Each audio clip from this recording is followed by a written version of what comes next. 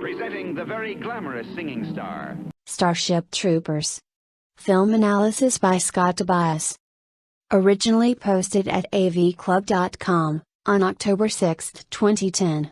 Reporter, some say the bugs were provoked by the intrusion of humans into their natural habitat, that live and let live is preferable to war with the bugs. Johnny Rico, let me tell you something. I'm from Buenos Aires, and I say kill 'em all. Starship Troopers, creators of science fiction, are by nature forward-thinking and occasionally prescient, but after rewatching Paul Verhoeven's Starship Troopers, to my mind the most subversive major studio film in recent, or distant, memory, I now wonder if Verhoeven and his screenwriter, Ed Neumeyer, had access to a time machine. Because even though it was produced in 1997, and based on a Robert Heinlein novel from 1959, Starship Troopers is such a clean, strong, almost direct post-9/11 allegory that Verhoeven and Neumeyer had to have seen what was coming. Just a few of the connections: Buenos Aires as the Twin Towers, the destruction of which provides fuel for a retaliatory effort with no foreseeable endpoint, much less an exit strategy. An unwieldy conventional military force squaring off against a nimble, relentless insurgency whose leadership is rooted in sophisticated cave complexes. The refusal of the government, and their media betters, to entertain the notion that the enemy might have been provoked by its foreign policy. Or, as the reporter says above, the intrusion of humans into their natural habitat. The phrase "they hate our freedom" is never uttered in Starship Troopers, but neither is any other rationale for what the bugs might be thinking. Then again, Starship Troopers isn't a satire about any specific war, it's a brilliant dissection of how all wars work, how they're packaged and sold via propaganda, how the enemy is, in this case, literally, dehumanized, how young people are sent eagerly to sacrifice on the front lines. For Verhoeven, it's a subject that's continually haunted his career, currently bookended by two films, 1977's Soldier of Orange and 2006's Black Book, that cover the Dutch occupation and resistance in World War II with equal parts patriotic fervor and an ironic, often cynical sense of history. Verhoeven was only 7 when the war ended, but his memories of German-occupied Holland obviously made a deep impression on him. Back when I interviewed him for Black Book, Verhoeven recalled a particularly harrowing incident when he and his family had to pass through a German blockade in order to get back home. We were suddenly forced by the Germans to take another route to our house. They wouldn't allow us to take the normal way, and instead, we were forced to pass the bodies of Dutch citizens that were taken out of prison by reprisal, because some German officer had been killed on that street. The Germans would take something like 20 or 30 people out of prison, political prisoners, resistance fighters, sometimes just criminals, and they would put them on the road at the spot where the German soldier was killed, and they would execute them. And so that had happened in the street next to our house, and my father and I were forced to pass the dead bodies as an act of terror. Of course, the Germans were showing us that if we were, let's say, naughty or bad, that they would shoot you and kill you. Though Starship Troopers is a generalized critique of war, Verhoeven's preoccupation with World War II dominates the look of the film, which is loaded with Nazi allusions and compositions on loan from Leni Riefenstahl, whose propaganda films lionized order and physical beauty. Only here, the fascists are our heroes in the Federation, the governing body that's working to ensure that humans, not bugs, control the galaxy. And for some critics and viewers, that's where the confusion sets in. Was Starship Troopers an endorsement of fascism? Or at the very least, a thoughtless, juvenile celebration of young people sacrificing themselves for the good of mankind? Audiences are naturally inclined to root for the gung-ho hero in space adventures like these, and certainly the bugs, whose motives are somewhere between inscrutable and non-existent, seem like ghastly adversaries, worthy of extermination. What's more, the Heinlein novel is considered a stirring defense of militarism and the necessity of war and civic duty, so an adaptation would surely honor those themes, right? Wrong. Verhoeven spends much of the essential commentary track on the Starship Troopers DVD making emphatically clear that the film is an anti-war satire, that fascism is bad, bad, bad, and that war makes fascists of us all. But intent means nothing if a work itself suggests a contrary reading, so I'd endorse another way of detecting the satirical elements of Starship Troopers: open your eyes. There's so much evidence on screen, and in Verhoeven's career, especially in RoboCop, his other collaboration with Neumeyer, that I don't see how it could be missed, but a lot of intelligent people got it wrong nonetheless. Or maybe they just underestimated it. Big-budget science fiction spectaculars like this one aren't expected to have subtext, and Verhoeven, an exceptionally skilled technician, the effects here are still astounding, does well in presenting the surface of the dopily exciting showdown between humans and giant space bugs. He also avoids the overt absurdity of something like Dr. Strangelove, which makes its agenda clear from the character names, General Jack D. Ripper, Colonel Batguano, on down. Nevertheless, how can you possibly look at clips like this one, from the government-run federal network, with a straight face? Verhoeven and Neumeyer are very clever in the way they parcel out information about life under Federation rule. Humanity uniting under one banner suggests the equivalent of the Third Reich achieving world domination. The Federal Network newsreel-style clips issue direct calls to action: join up now. Why we fight, along with messages about patriotism and civic duty, even among children who scrap playfully over guns and bullets or smash giant cockroaches underfoot. Yet the key to the Federal Network's power isn't necessarily the clips themselves, which feature such great cultural advancements as televised executions, after whiplash swift justice, and barely censored violence, but the prompt at the end, would you like to know more? That's what makes it effective as propaganda: the illusion of knowledge, the illusion of choice, the illusion that people have control over their own destinies. Other details emerge in the classroom, where our dim-witted hero Rico, Casper Van Dien, gets his civics lessons from his favorite teacher, Mr. Razak, a brilliant Michael Ironside, who doubles as a stealth military recruiter. In a world where service guarantees citizenship, Mr. Razak explains that only citizens, as opposed to their second-class counterparts, civilians, are allowed to vote because something given has no value, and that violence is the supreme authority. Naked force has settled more issues in history than any other factor, he says. The contrary opinion that violence never solves anything is wishful thinking at its worst.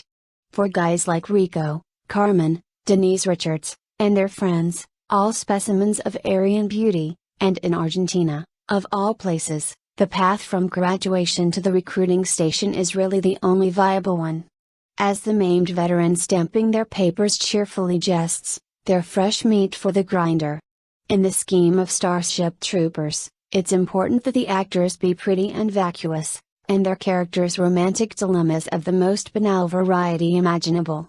Hence the casting of Van Dien and Richards in the lead roles, instead of Hollywood stars with more history and substance, who might have torpedoed the film with any hint of self-awareness.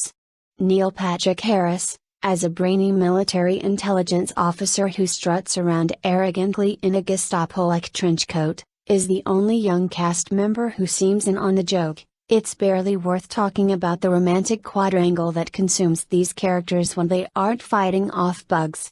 Rico and Carmen are high school sweethearts whose separate military tracks. He's a mobile infantry grunt, she's training to pilot massive warships, find them pairing off with people in their station. Their shallow conflicts give the film shape and direction, but it's obvious Verhoeven and Neumeyer find them petty and stupid.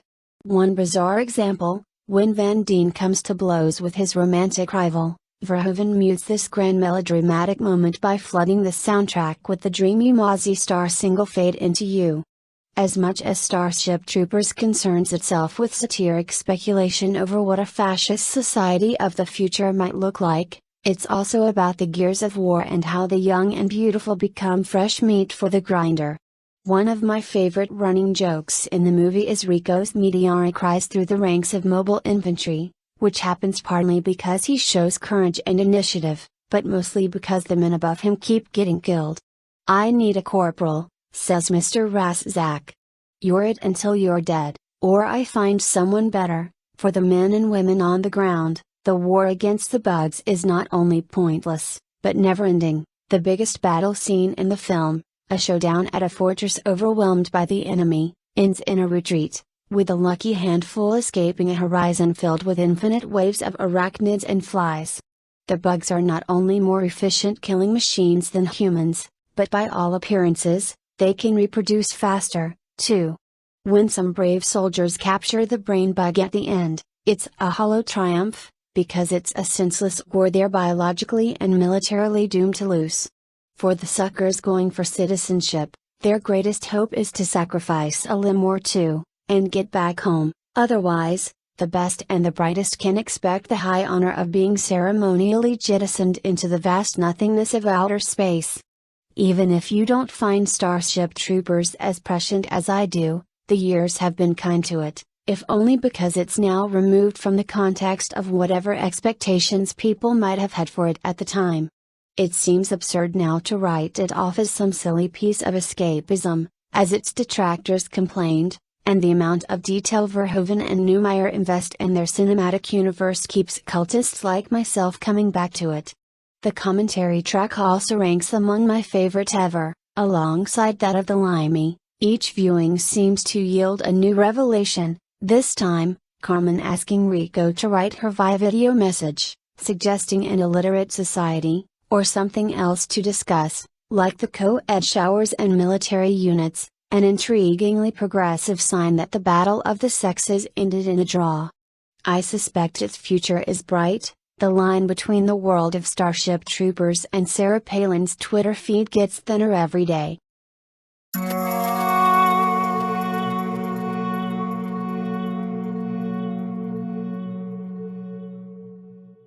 Six Mind-Blowing Ways Starship Troopers Predicted the Future.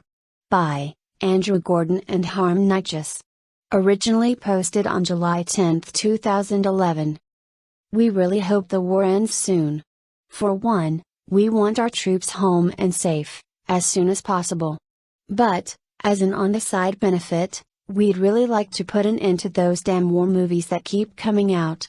From dramas like Lions for Lambs and The Hurt Locker, to gritty documentaries like Restrepo and No End in Sight, to savagely critical works like Fahrenheit 9/11 and Starship Troopers, it seems like more and more sandy and depressing war movies are taking over our sign. What? Yes, Starship Troopers. The campy anti-war satire about a race from a distant, desert land, who out of nowhere strikes a civilian target in a way we didn't think was possible, leading to heavy-handed patriotic propaganda, and a headlong rush into a war with a poorly thought-out strategy that results in a quagmire. You don't have to agree with the message to get that it's clearly a satirical send-up of the war on terror. If anything, it's too on the nose. In the film, the movie follows Johnny Rico, a dumb jock from a weirdly Aryan-looking Buenos Aires of the future, as he signs up for the mobile infantry to protect the human race from the arachnids, hive-minded, insectoid aliens. The war Johnny is training for is purely theoretical for the first 50 minutes of the film, and then, suddenly, war is declared. What's the trigger? An asteroid strike on Johnny's home city of Buenos Aires, which destroys the city and kills over 8.5 million people.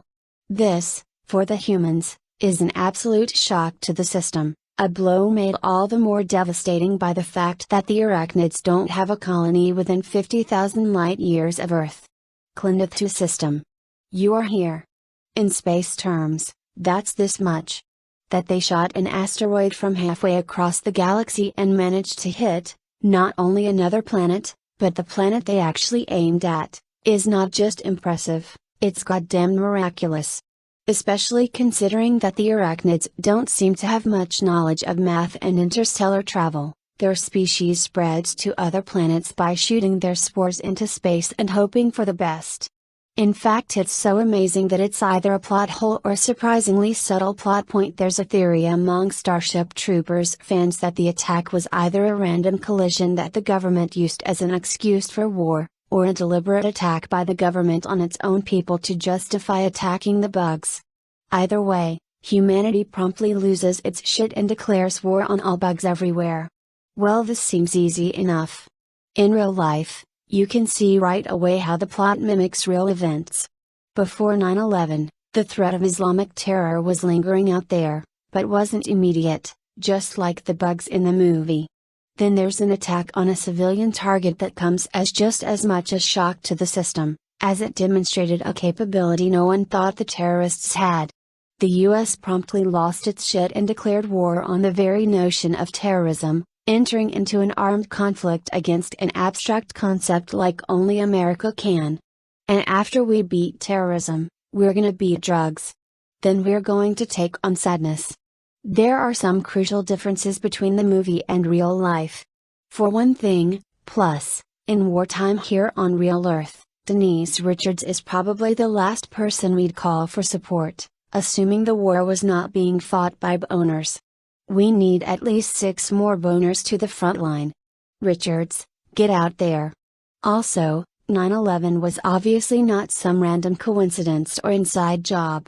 Sure, in a shitty movie, fans will wildly speculate all the time and talk about how the government attacked Buenos Aires on purpose and blame the bugs, but no one in real life would look at 9/11 and whip up a bunch of crazy, nonsensical, conspiracy theories about what really happened. Right? In the film, the humans quickly mobilize to destroy the arachnids, sending their space fleet to the arachnid homeworld of Klinithu. They recklessly charge in, with little thought given to tactics or battle plans. And so what? The enemy is bugs. Who needs tactics? I need a really big magnifying glass, stat. Well, the bugs have other ideas. Turns out there is one breed of arachnid that can unload a huge, steaming pile of blue plasma right on into space. Though they don't have sophisticated aiming capabilities, just squirting plasma upwards makes short work of a few human spaceships, while the arachnid foot soldiers for the mobile infantry to retreat in panic from an enemy who is better prepared, better armed and in greater numbers than they expected. The giant, armored bugs are defending themselves somehow.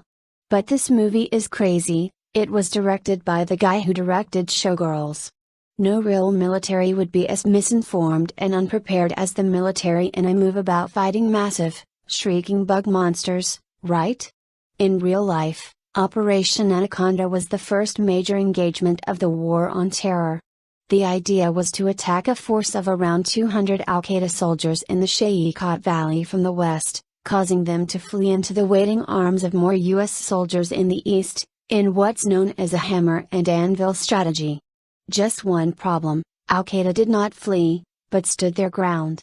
Just one other problem, there were not 200 enemy soldiers in the valley, there were up to 5 times that amount.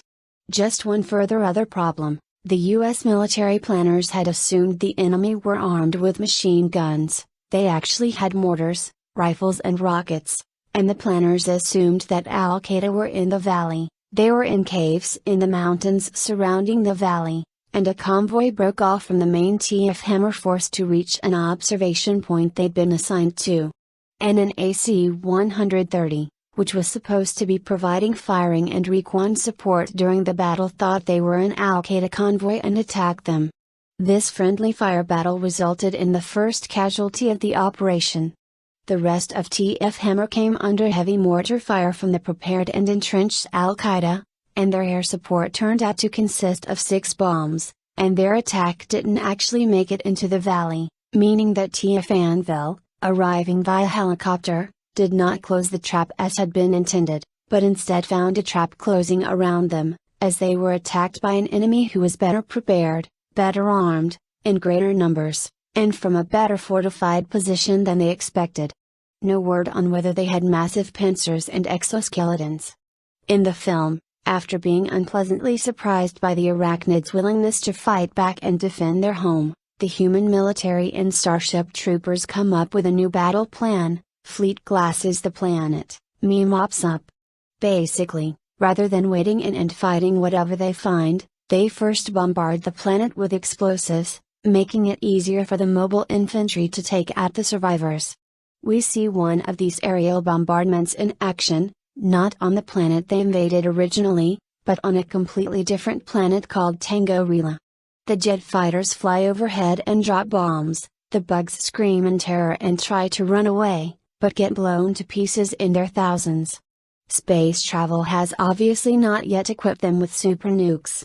Johnny and his squad then walk in and successfully wipe out the remnants, before being sent off to yet another planet called Planet P, where the rest of the film takes place. In real life, oh come on.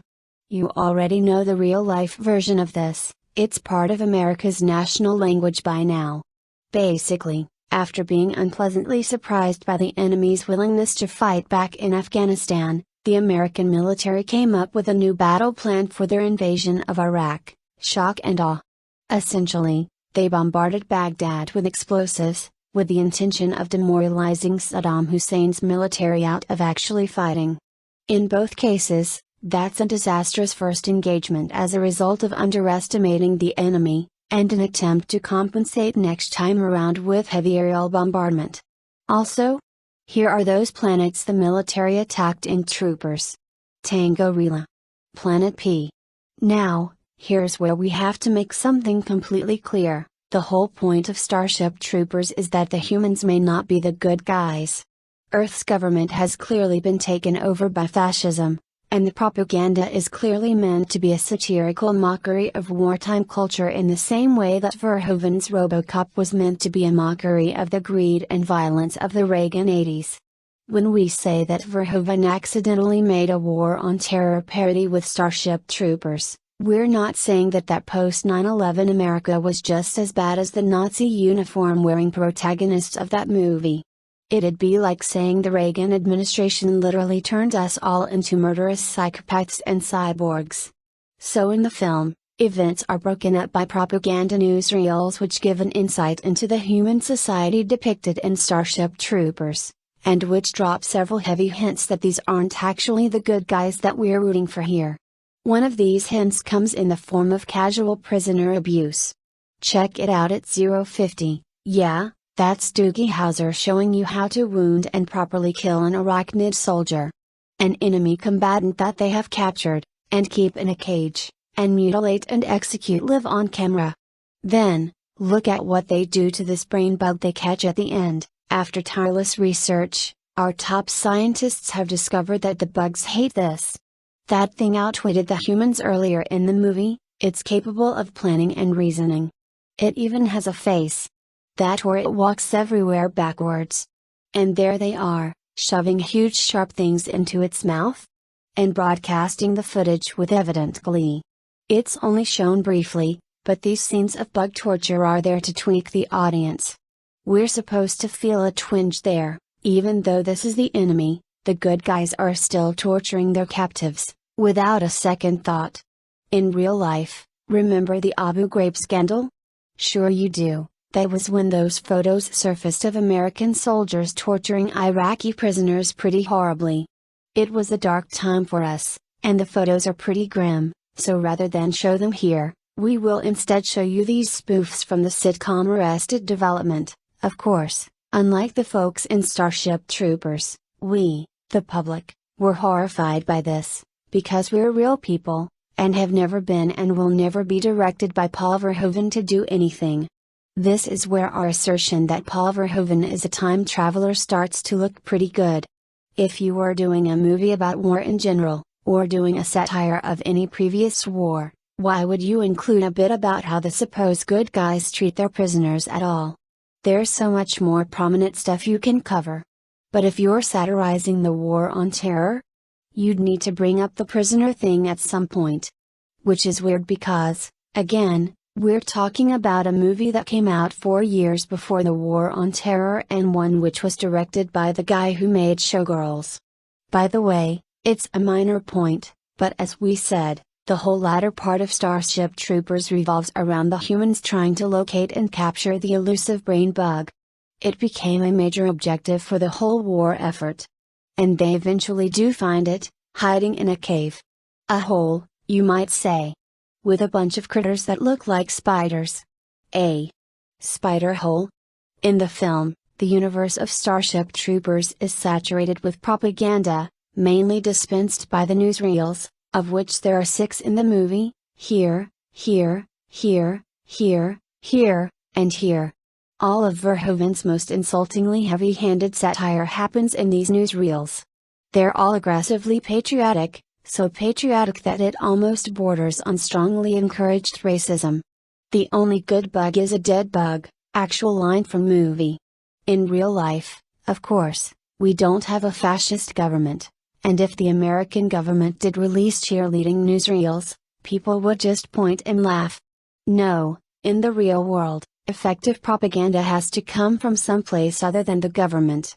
Sure, we could point out the Fox News cheerleading of the war effort, and the anchors saying the US military was simply trying to spread love to the Middle East, but that's not as openly goofy and stupid as the propaganda in Starship Troopers.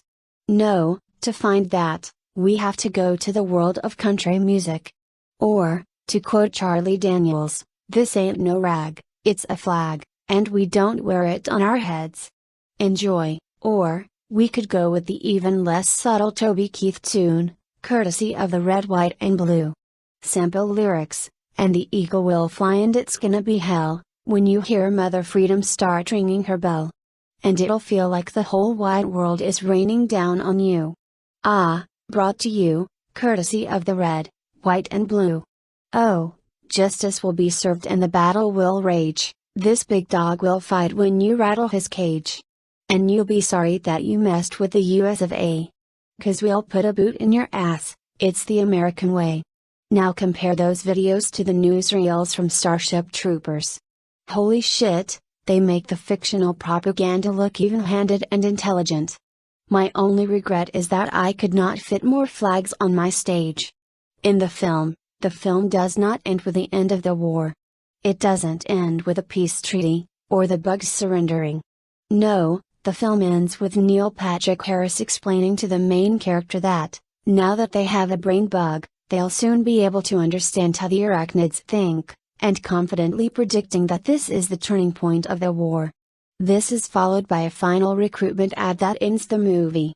But not before that guard from the Shawshank Redemption saves the day. They may say they're winning, but the final message is the government desperately begging for soldiers, with key phrases like "we need soldiers." And the slightly desperate sounding reminder that service guarantees citizenship. In other words, the truth is that either the humans are fighting a losing battle against the arachnids, or they're stuck in an unpleasant stalemate, the humans too technologically advanced to be beaten back, the arachnids too entrenched and determined to give up. The optimism of the main characters at the end of the movie amounts to nothing more than a premature, presumptuous, and ultimately false declaration of victory. In real life, seriously now, is it just us? The events of the movie match up beat for beat, exactly the way an anti-war satirist would draw it up. But even weirder, we can't find another war that matches up as well, that is, one a non-time traveling Paul Verhoeven could have had in mind. Vietnam? That war didn't kick off with a sudden attack on a civilian target. World War II? That didn't turn into an unexpected quagmire. Neither did the first Gulf War, Operation Desert Storm. Nothing else matches up. See, that's the thing about Starship Troopers, to this day, lots of people don't realize it's a satire. They think it's just a really shitty action movie that does a bad job of building sympathy for the protagonists. The reason so many people don't get the satire is because at the time it wasn't clear what war it was satirizing, a quagmire in the desert, triggered by an attack on the homeland? Shit, when has that happened? And that's because the war it was satirizing hadn't happened yet. Because Paul Verhoeven is a time traveler. Note, we are told the Onion Avenue Club made this point last year. We promise we didn't steal it, and take it as sign of a growing consensus that Paul Verhoeven is in fact a time traveler.